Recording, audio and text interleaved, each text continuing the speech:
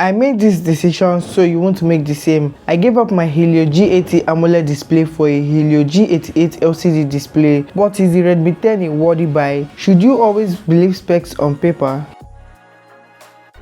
What's up guys, it's Michael. Basically what we have inside the box is the device, charger, SIM ejector pin and lots of paper. The Redmi 10 is a device that costs 92,700 naira or $180 as at the time I am filming this video. That feels like a total waste of money.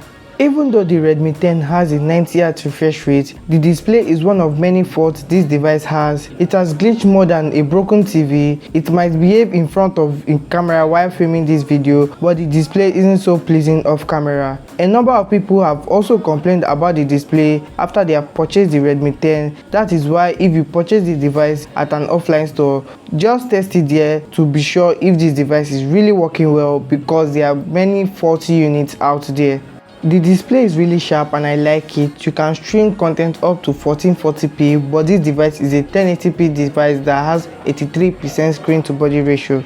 As we all know, most devices at this price point are made of plastic, which always dials the finger to leave some prints on it, but there is a case in the box to cover it. That is why I don't rock this device without a case, so it won't get scratched easily, because it will be very visible on this color variant which I have, which is the carbon gray, but you can check out the other color variants available, which are the pebble white and the sea blue.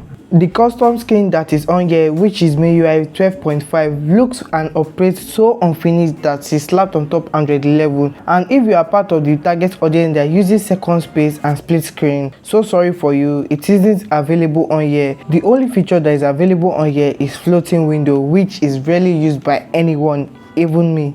Now to the main reason I got this device, the brain of the Redmi 10, which is the Helio G88, and I would say Xiaomi still doesn't know how to optimize MediaTek chipset on their budget devices like they didn't do this on this device, because I don't understand why this device gets hot and also when gaming the graphic is set to low at default. Does Xiaomi want me to be gaming at 360p when this device has a 1080p display? Jesus Christ.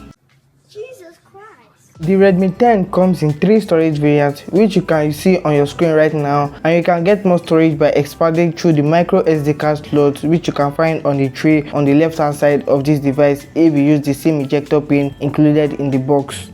While playing back audio, the Redmi 10 is so loud, which sounds like a $15 speaker, which is not so clear, but when you are watching videos in landscape mode, you can feel the device vibrating. At the top of the device, I don't know if I will call this a speaker or it passes H through, because when I cover it, it doesn't make any difference in the sound quality, but we have a speaker at the bottom, which you can use the non-included headphones at the top where the 3.5mm headphone jack is located at. At the rear of this device, it has 5 cameras, which has a 50 megapixel lens, more like 60 megapixel lens. When I took the device out of the box to take a picture for the first time, I felt like I bought an entry-level device at a very high price, more like broad daylight robbery. Take a look at the photos on your screen and be sincere with your rating in the comment section below. At this price point, we should be getting more good looking photos. Even when recording video, there is no image stabilization, everything is just shaking. Let's not even talk about the AI cam photography system that is nothing to write home about. The 8 megapixel selfie lens is better looking than the quad camera setup at the rear. I do get about 7 hours of screen on time with the brightness level set to 100%, which drains the 5000 mAh battery, which you can charge with the included 22.5 watt power brick. But this device only accepts 18 watt fast charging, and charging goes through the Type-C port. You can easily unlock this device because the fingerprint sensor is placed appropriately and it unlocks this device but with a little bit of delay, which I like because it prevents those accidental touches.